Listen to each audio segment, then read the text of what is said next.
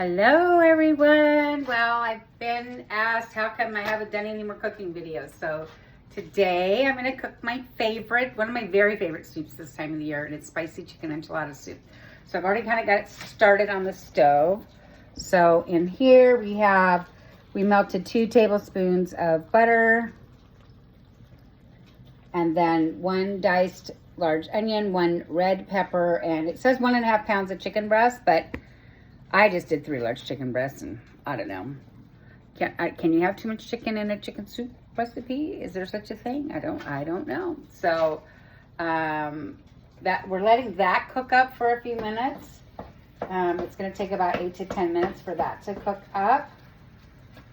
So while we're doing that, I'll just turn this around and you can kind of see my view today. So I've got my little fire going in my fireplace, and of course, you know, that's just not a bad view. If you've got to stand in the kitchen and cook, that's really not a bad view, right?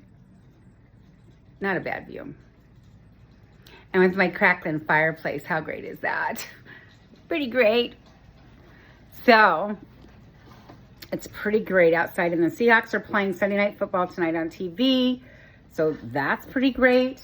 And you know me. Don't judge. Anytime I'm just a champagne kind of girl. If I'm going to be in the kitchen, if I'm cooking, do you need a reason to have a glass of champagne? I don't think so. I personally don't think so. But cooking is a pretty good reason. I think cooking and champagne, I think they go together. So that's what we're doing today. So we're making spicy chicken enchilada soup. I'm going to put this up here and see if I can do this without knocking anything over. You know, I've got to get this whole thing figured out on how you do this. So while this is cooking away, hello, on my little stove here, you know, there might be a reason that you can have too much chicken, because I have a feeling once I put in all these other ingredients that my pot's going to be full, but that's okay. We'll just keep cooking and stirring through here. So, you know, I might as well chat. What's been going on? I left my job October the 3rd. I didn't really put this out there on social media, but you know, it's been a minute now, so I guess I can tell you there was just a lot of, I'm not going to go into the details. I'm not going to talk about people. I'm not going to mention the company, because if you know me, you know who I was working for. But we went through a number of management changes in a short period of time. Have you all ever worked for somebody that won't talk to you? I've never worked for that. That's never happened to me. Where an individual that's your immediate supervisor will not speak to you, face to face. Everything is only via email or text. So, not used to that. And when they become very snarky and passive aggressive, you know, I'm just not down with it. I'm just too old to deal with that level of disrespect. So it was just time to move on. So I have been job looking. So I haven't found one yet that's the right fit. Yeah, there are things that I could do that, you know, in the interim, but I'm getting by. Things are okay.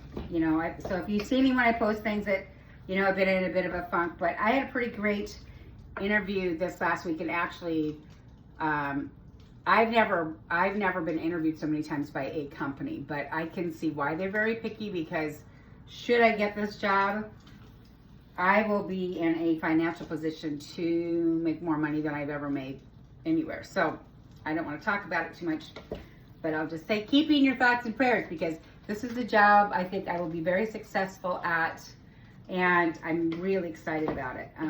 I loved the interview process.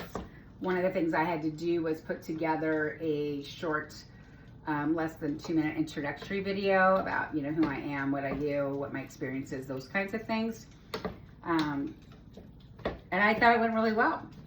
And then on my one-on-one interview on Thursday, he did say that I nailed it. Those were his words. So I feel pretty good about it. I was hoping to hear something yesterday or on Friday about the job, but I haven't yet. So I suspect I'll hear something tomorrow. But I think when they tell you that you nailed it on your interview, because they don't really have to say anything, right? They literally can just say, thank you very much, we'll be in touch, and send you a nice thanks for applying, and we're moving on with other applicants, which is like the other 20 letters I've received from other jobs that I've, applied for. But when they tell you nailed it, I think that's a pretty good sign. So I'm pretty excited about that, to be honest with you. So keep me in your thoughts and prayers. And, I just keep, if you know, one of my favorite sayings is trust God, trust his plan. So even if it's not this one, this particular lane that this job is in, I will keep probably pursuing other companies that do this, just because of the financial opportunity. I've never actually been in a position where I have an opportunity to make unlimited income just based on my own efforts, and not like some budget that other people put together that you don't have much opportunity to make your bonus goals or anything like that, because some people don't know how to budget. So anyway, this is one of those jobs. So I'm really hoping that it works out, but I also, believe that if it doesn't, it's because that's what it's meant to be, and there's something else out there for me. But, and then in the meantime, you heard me talk about Firecracker Soul. So I have relaunched it. I not having a job, I don't have the money at this particular point to, invest to the other things that I want to do with it. But I am definitely still working on it, and you will definitely see more of that coming in the future. As soon as I have some money to, finish putting my website together, that's what we're going to do. Okay, well, this chicken all looks like it's diced up and cooked through. So again, this was like 3 chicken breasts, and I diced it up really small, so it doesn't take long to cook through. So that's that. Now, we literally just add in all the other stuff. So it's a 32-ounce box of chicken broth. So that goes in. This is an easy recipe, you guys. And it's so good. So good. All right, so that's done. Then 1 can of whole kernel corn, drained. Don't let the juice go in, so that goes in. 1 can of black beans. Put them in your colander strainer and strain them and rinse them. Get all the look off of them, and then that goes in. I've already done that. I just put them back in the can so you can see. Then same thing with 1 can of pinto beans, drained and rinsed. Oh, my pan's getting full. Load. 1 can of the Rotel. Man, I have found so many things that I love using this in. The Rotel diced tomatoes with the green chilies, 1 can, drained. That goes in. That goes in. And then the recipe calls for 1 10-ounce can of red enchilada and green enchilada sauce. Now, these are 19-ounce cans, so the store I was in didn't have the smaller ones, so I'm going to use a little more than half of this, since this is a 19-ounce can. Yeah, that looks about right. And the same with the red. Whoa, our pan's getting full, so a little more than half. And then we add in, some garlic. I think that was supposed to go in with my onion and diced red pepper, but we'll just pretend. And then it's 2 tablespoons of cumin and 1 tablespoon of chili powder.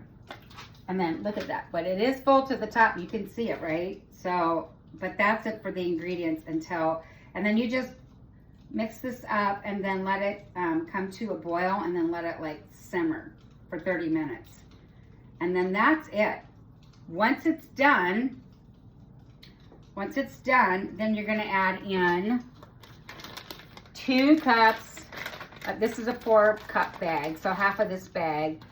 I might have to dump this into a bigger pot in order to do this. But 2 cups of shredded cheddar cheese, or I use the Mexican blend, and then 1 cup of sour cream. So that's all that's left to go in here. Now, I know some people like it spicy, so I think you're adding your hot sauce that you like, your favorite hot sauce that you like, whether it's Frank's, whatever it is. And I bet you if you like jalapenos, you could add in some diced jalapenos too. I'm kind of a wiener. I don't really like things too spicy, so, but you certainly can. I mean, that's what's great. I said this to you guys before. That's what's great about cooking. You just get a basic recipe and find what you like, what you don't like about it, and then just adjust it. But this is really an easy recipe, really easy to use. So this is good to go. I'm gonna let it get up to temperature, let it simmer for 30 minutes, and then when that's done, 2 cups of shredded cheese, 1 cup of sour cream. Oh, and then, you know, I don't know. Are you guys into crunch? Are you one of those weirdos like me that you like to put Lay's potato chips on your toasted tuna salad sandwich because you like the crunch and the salt? I do. Same goes here. You know what I put? So, when I dish up my bowl, I crunch up some Fritos chips and throw that in with it. Now, they have the chili ones too, so that's good. I've used that. But, so if you like crunch, why not? Nobody says you can't. So, soup day. Soup day. So, again, this is just coming up to temp. Let it simmer for 30 minutes. Add in your 2 cups of cheese and your 1 cup of sour cream. And have yourself a delicious bowl of spicy chicken enchilada soup. Nice to see you guys. Hope you enjoy it. Thanks for tuning in. Have a great week.